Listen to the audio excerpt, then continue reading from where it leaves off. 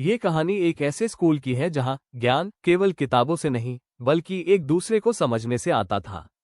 इस कहानी के माध्यम से आप सीडीपी के मुख्य विकारों डिसऑर्डर्स को आसानी से समझ पाएंगे। कहानी सतरंगी कक्षा के सितारे एक बहुत ही सुंदर स्कूल था जहां प्रेरणा मैम की कक्षा में अलग अलग खूबियों वाले बच्चे पढ़ते थे। एक दिन मैम ने बच्चों को एक खेल खिलाने का सोचा, लेकिन उस खेल के दौरान उन्होंने देखा कि हर बच्चा एक अलग चुनौती का सामना कर रहा है।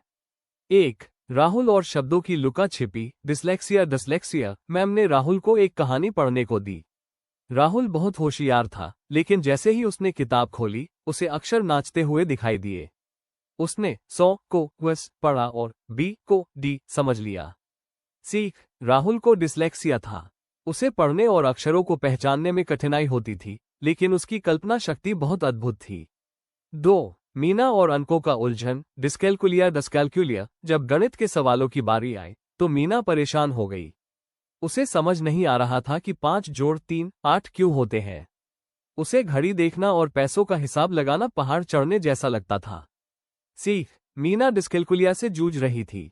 उसे अंकों और गणितीय गणनाओं में समस्या होती थी।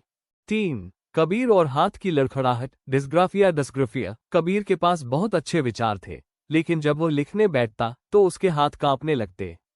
अक्षर लाइन से बाहर चले जाते और उसकी लिखावट कोई पढ़ नहीं पाता था। सीख कबीर को डिस्ग्राफिया था। ये लिखने से संबंधित विकार है। 4 चुस्त चिंटू और एकाग्रता की कमी ADHD चिंटू पूरी कक्षा में सबसे ज्यादा ऊर्जावान था। वो 1 सेकंड के लिए भी अपनी कुर्सी पर नहीं बैठ पाता था। मैम कुछ समझाती उससे पहले ही वो खिड़की के बाहर देखने लगता या दूसरे बच्चे को टोक देता। सीख चिंटू ADHD ध्यान की कमी और अत्यधिक सक्रियता का सामना कर रहा था। वो चाहकर भी एक जगह ध्यान नहीं टिका पाता था।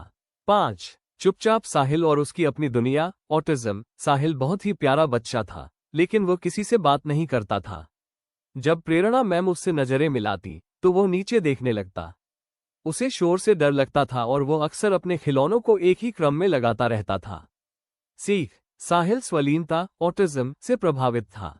उसे सामाजिक मेलजोल और बातचीत करने में संकोच होता था। कहानी का सार सीडीपी हमें सिखाता है कि हर बच्चा खास है। विकार डिसऑर्डर्स कोई बीमारी नहीं बल्कि सीखने का एक अलग तरीका है।